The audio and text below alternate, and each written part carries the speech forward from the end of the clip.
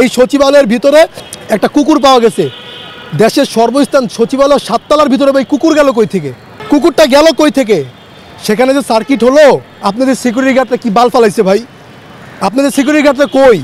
Police কই? একজন fire সার্ভিসের কর্মীরা ট্রাক চাপা দিয়ে চলে গেল।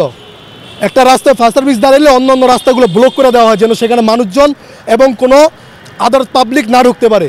সেই জায়গায় কিভাবে একটা ট্রাক ঢুকলো, ঢুকে একটা ফায়ার সার্ভিসের কর্মীকে চাপা দিয়ে গেল যেন কাজটা আরও রিল্যাক্সে হয়, আরও ভালোভাবে আগুন ধরে।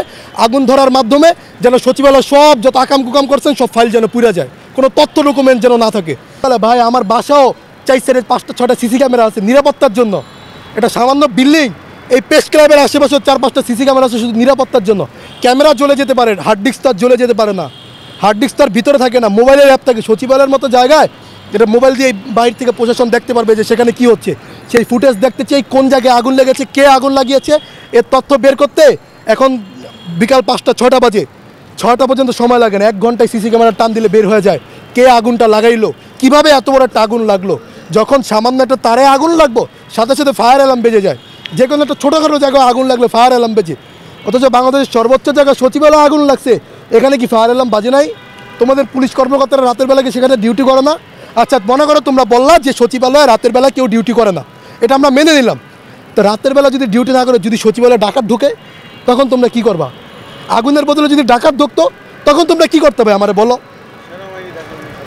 যদি সেখানে আইন শৃঙ্খলা বাহিনী থাকতো ঠিক আছে, তাহলে আগুন লাগার সাথে সাথেই ফায়ার এক্সিট যে ছোটো যে গ্যাসের বোতল আছে ওটা দিয়ে তোমরা নিভাই দিতে পারো, তলপিট্ট আগুন বাস।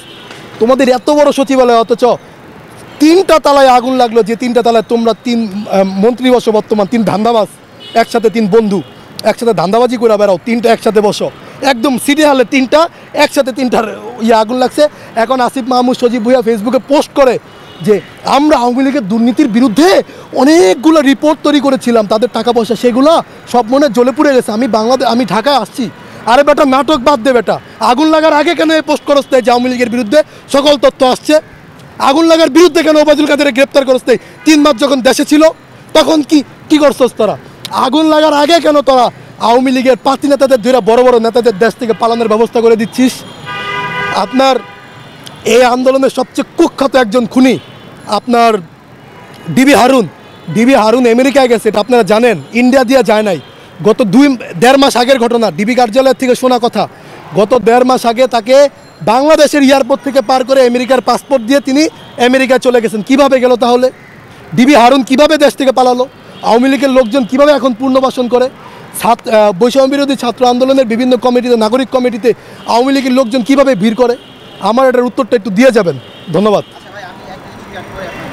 এটা হচ্ছে যখনই আগুন লাগে ফায়ার সার্ভিসের লোকজন আগুন নেভানোর কাজে ব্যস্ত, ওই সময় আমরা দেখছি ট্রাক চাপে একজন ফায়ার সার্ভিসের কর্মী মারা গেছে। আসলে এটা কি ফায়ার সার্ভিসের কর্মীরা তৎপরভাবে কাজ করতেছে একটা গুরুত্বপূর্ণ জায়গায় আগুন নিভাতে, ওই সময় তাদের মুভমেন্টটা ঘুরে দেওয়া হলো কিনা? আসলে না এটা তো বললাম যে এটা সম্পূর্ণ একটা ষড়যন্ত্র, যেখানে আমাদের ফায়ার সার্ভিসের প্রিয় ভাইয়েরা কাজ করতেছে, আইন শৃঙ্খলা বাহিনী যেখানে কাজ করতেছে, 18টা ইউনিট কাজ করতেছে, এরকম একটা পরিস্থিতিতে আপনি যদি দেখেন যে সামান্য এই গাছে আগুন লাগছে, এখানে যদি ফায়ার সার্ভিস আছে, এই রাস্তার এই 2 মেন রাস্তা এবং এই 4 রাস্তার মোড় আপনার ব্র্যাকেট দিয়ে দেওয়া হয় যেন এখানে কোনো সাধারণ মানুষ পাবলিক ঢুকতে না পারে, সাংবাদিক বাদে। তো সচিবালয়ের মতো একটা জায়গায় মেন রাস্তায় একজন ট্রাক এসে একটা ফায়ার সার্ভিসকে আপনার লোককে আজকে শহীদ করে দিল। এই লোকটাকে আমাদের দেশের একজন ভাই যিনি এই অগ্নিকাণ্ড নিবানোর জন্য কাজ করছেন তাকে নিশ্চিহ্ন করে দিল, মেরে ফেললো। হ্যাঁ, সচিবালয়ের ইস্যু নিয়ে ফায়ার সার্ভিসের ইস্যুকে তারা তৈরি করতে চাচ্ছে। এটা পুরোটাই আওয়ামী লীগের একটা পরিকল্পিত আপনার হত্যাকাণ্ড বলতে পারেন, ষড়যন্ত্র বলতে পারেন। এই আওয়ামী লীগকে পূর্ণবাসন, এখনও অনেক আমলারা আওয়ামী লীগের অনেক লোক এখন সচিব আমলার দায়িত্বে আছে সচিবালয়, এদেরকে বের না করে এদেরকে শোষণ করে বিএনপি জামাতের যেসব মানে এই মনোধারী যেসব আমলারা আছে তাদেরকে মাইনাস করে আওয়ামী লীগের সচিবদেরকে এই জায়গায় বসানোর কারণেই আজকে এই একটা আমরা ঘটনা দেখতে পেলাম। এটার বিরুদ্ধে আমাদের কঠিন অবস্থান নিতে হবে। এবং আমি শুনেছি যে ট্রাকার আগে ধরতে পেরেছে, ওকে রিমান্ডে নিয়ে জিজ্ঞেস করা হোক কেন উনি এই কাজটা করলেন। ঠিক আছে, আমি জানি উনি স্বীকার করবে না বা মিডিয়া উল্টাপাল্টা দিবে, কারণ গত কিছুদিন আগে একটা জাহাজে আপনারা দেখেছেন 7 জনকে গলা কেটে হত্যা করা হয়েছে। র্যাব কি সুন্দর বিবৃতি দিল যে একজন মানুষ 7 জনকে হত্যা করেছে। একজন মানুষ যদি 7 জনকে হত্যা করে, একটা জাহাজ চালাতে মিনিমাম 3 জন লাগে। ইঞ্জিন রুমে একজন, আপনার ব্রিগেডিয়ার রুমে একজন, আরেকজন হচ্ছে আপনার যেখানে জাহাজ চালায় আর কি, উড়বে 3জন লোক লাগে একজন জাহাজ চালাতে। লঞ্চ চালাতে একজন হলে বা 2জন হলে যথেষ্ট, বাট একটা জাহাজ চালাতে 3টা ইউনিট লাগে। তো সেই জায়গায় একটা লোক কীভাবে 7জন মানুষকে হত্যা করে একাই সে জাহাজটা আবার মাঝপথে নিয়ে আসলো, এটা আমার মাথায় ঢোকে না। তার মনে অনেক গরমিল হচ্ছে, এখানে অনেক গরমিল হচ্ছে। হাসিনার পেতার তারা এখনও দেশ চালাচ্ছে। পুলিশের ঊর্ধ্বতম কর্মকর্তাদেরকে হয়তো সরিয়ে দিয়ে অন্য কর্মকর্তাদের আনা হয়েছে, কিন্তু মজার বিষয় হচ্ছে সচিব, আমলা, কনস্টেবল, র্যাবের এখন পর্যন্ত কিন্তু র্যাবের বিচার হয় নাই। এটা বলার কারণে আমাকে র্যাব কার্যালয়ে তুলে নিয়ে যায় সমস্যা নাই, কিন্তু র্যাবের এখন পর্যন্ত বিচার হয় নাই। র্যাব কি আকাশ থেকে গুলি করে নাই? এটার বিবৃতি কেন দেন নাই?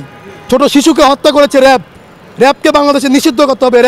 র্যাব যত গুম আসছিল সব গুমের সাথে র্যাব জড়িত, পুরা গুমের সাথে র্যাব জড়িত, এবং পুলিশের অনেক কনস্টেবলের হত্যার সাথে জড়িত। এখনও বিভিন্ন জায়গায় তারা ঘুরে বেড়াচ্ছে, তাদের বিরুদ্ধে অবস্থান নেওয়া হচ্ছে না।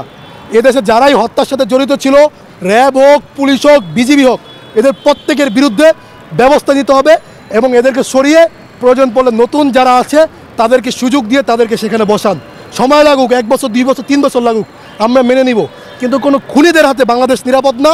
এবং এই খুনিদের মাধ্যমেই আপনারা দেখবেন, এই খুনিরাই কিন্তু বাংলাদেশ এখন শোষণ করছে। এই খুনিদের মাধ্যমেই বাংলাদেশকে বিশৃঙ্খলা করে বাংলাদেশকে আপনার ভারতের দাসত্ব করার জন্য আবার সেই জায়গায় নিয়ে যাওয়া হচ্ছে। তো এটা আমরা কোনোভাবেই কাম্য করি না। সম্প্রতি সময়ে আপনারা লক্ষ্য করেছেন যে পতিত ফ্যাসিস্ট সরকারের সাবেক পলাতক শেখ হাসিনা ও তার পরিবারের সদস্যদের বিপুল পরিমাণ অর্থের যে লুটপাটের খবর আমরা পাচ্ছি, নথিপত্র পাচ্ছি। আমরা গতকালকেও দেখেছি যে টিউলিপ সিদ্দিকী 59,000 কোটি টাকা লুটপাট করেছে এই বাংলাদেশ থেকে, তারা পাচার করেছে। শেখ রেহেনা, শেখ হেলাল, শেখ সেলিম, শেখ হাসিনা সহ সজীব ওয়াজেদ জয় সহ তারা বাংলাদেশ থেকে হাজার হাজার কোটি টাকা চুরি করেছে, আত্মসাৎ করেছে। এবং আমার ভাই কিছুক্ষণ আগে বলল যে বিডিআর হত্যাকাণ্ডের যে নথিপত্র, সাগর রুনি হত্যাকাণ্ডের যে নথিপত্র, হেফাজত ইসলামের যেই হত্যাকাণ্ডের নথিপত্র সহ বাংলাদেশের যেই হাজার হাজার মেগা প্রজেক্টের নামে, মেগা প্রকল্পের নামে লক্ষ লক্ষ কোটি টাকা যে আত্মসাতের যে একটা লীলা তারা চালিয়েছে, সেই নথিপত্রগুলো আজকে সচিবালয়ে যেখানে থাকার কথা ছিল তারা সেখানেই আগুন ধরিয়েছে, সেই নথিপত্রগুলো তারা পুড়িয়েছে। তো আমরা এখান থেকে সাধারণ জনগণ এটা নিশ্চিতভাবে বলতে পারে যে বাংলাদেশের প্রতিটি রাষ্ট্রীয় অধিদপ্তরে, সচিবালয় সহ প্রতিটি অধিদপ্তরে আজকে সেই পতিত ফ্যাসিস্ট শেখ হাসিনার দোসরেরা আশ্রয় প্রশ্রয়ে রয়েছে, যার কারণে তারা আজকে এরকম সচিবালয়ের মতো একটি গুরুত্বপূর্ণ স্থাপনাতে অগ্নিসংযোগের সাহস পেয়েছে। আগামীতে যে বাংলাদেশে যে সকল সরকারি স্থাপনা রয়েছে সে সকল স্থাপনাতে যে তারা আবার নতুন করে অগ্নিসংযোগ করবে না এর কোনো নিশ্চয়তা নেই। এজন্য আমরা চাই আপনাদের মাধ্যমে, সারা বাংলাদেশের জনগণের মাধ্যমে সরকারের প্রতিটি সেক্টর থেকে যেন এই আওয়ামী হাসিনার দোসরদেরকে বিতাড়িত করা হয়, তাদের কাছ থেকে যেন এই দেশটাকে রক্ষা করা হয়, এই ব্যাপারে আমাদের সকলকে সোচ্চার হইতে হবে। এবং সেই সঙ্গে বিটিভি ভবন সহ বাংলাদেশের যে সকল সরকারি স্থাপনা রয়েছে সে সকল স্থাপনা থেকে এই ফ্যাসিবাদের স্বৈরাচারী দোসরদেরকে সরাতে হবে, তা না হলে এই বাংলাদেশ নিরাপদ নয়। তারা ভেবেছিল এই কিছু নথিপত্র চুরির মাধ্যমে কিংবা অগ্নিসংযোগের মাধ্যমে বাংলাদেশকে অচল করে দিবে, কিন্তু যেই দেশ রক্ত দিতে শিখে, যেই দেশ জীবন দিতে জানে, সেই দেশকে থামিয়ে রাখা সম্ভব নয়।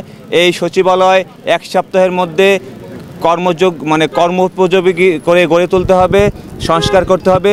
এবং আমি মনে করি বাংলাদেশের মানুষ এখন যথেষ্ট সচেতন আছে, আজকে থেকেই সচিবালয়ের সকল কার্যক্রম চলমান থাকবে।